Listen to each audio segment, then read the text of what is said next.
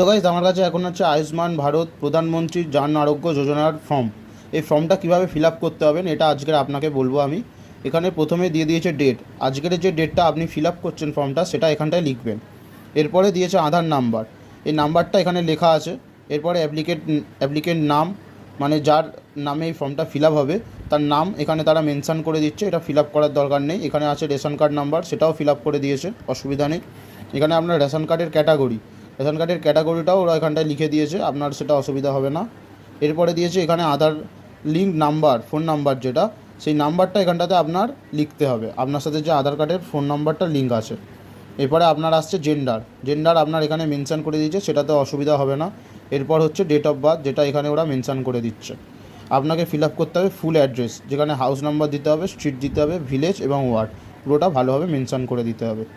এরপরে আসছে ডিস্ট্রিক্ট, সেখানটায় ওরা মেনশান করে দিয়েছে, ব্লকটাও ওরা মেনশান করে দিয়েছে, সেখানে অসুবিধা হবে না। এরপর আসছে আপনার যদি গ্রাম হয় বা পঞ্চায়েত হয় সেই নাম সেটাও লিখে দেবে, বা ওয়ার্ড যদি হয় সেটাও লিখে দেবে, এখানে আপনার কোনো অসুবিধা হবে না। এরপর আসছে ফ্যামিলি যে হেড তার নাম সেখানটাতে দিয়ে দিয়েছে। এরপর টোটাল তার ফ্যামিলি মেম্বার কজন আছে সেটা এখানটাতে লিখবেন।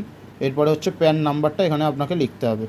এরপরে আসছে ইলেকটোরাল ডিটেলস, আর এই পুরো ডেটাটা আপনি পেয়ে যাবেন আপনি ভোট দেওয়ার পরে যে ছোটো স্লিপটা পেয়েছেন সেইখানে আপনার এই পুরো ডেটাটা পাবেন। এই যে এখানটাতে আপনাকে লিখতে হবে এপিক নাম্বার, তারপরে আছে এসি নাম্বার, তারপরে পার্ট নাম্বার আর সিরিয়াল নাম্বার, এইটা আপনাকে পুরো লিখতে হবে।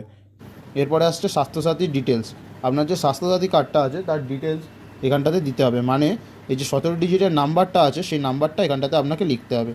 এখানটাতে আপনার কোনো রকম কোনো ফিল আপ করতে লাগবে না, এখানে সমস্ত কিছুই ফিল আপ করা আছে, এই রিসিপ্টটা কেটে ওরা আপনার কাছে দিয়ে দেবে। এরপরে আসছে নেক্সট পেজে।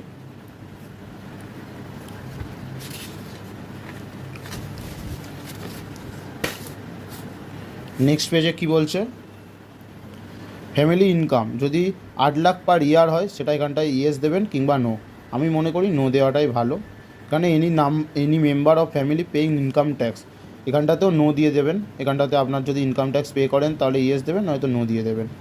তারপরে বলছে কি found in ASDD list for SIR WBLA 2026 poll, এখানটাতে নো দিয়ে দেবেন। যদি আপনার লিস্টের নাম পেয়ে থাকেন তাহলে এখানটাতে নো দিয়ে দেবেন, নইলে ইয়েস দিয়ে দেবেন, SSDD লিস্ট। এরপরে আসছে pending under SIR applicable turbulent, এখানটাতে আপনার নামটা এখানটাতে যদি আপনার ইয়েস হয় তাহলে ইয়েস দেবেন কিংবা নো দিয়ে দেবেন। এরপরে আসছে পেন্ডিং CAA অ্যাপ্লিকেশন, এখানটাতে যদি আপনার এটা ইয়েস হয় ইয়েস দেবেন কিংবা নো দেবেন।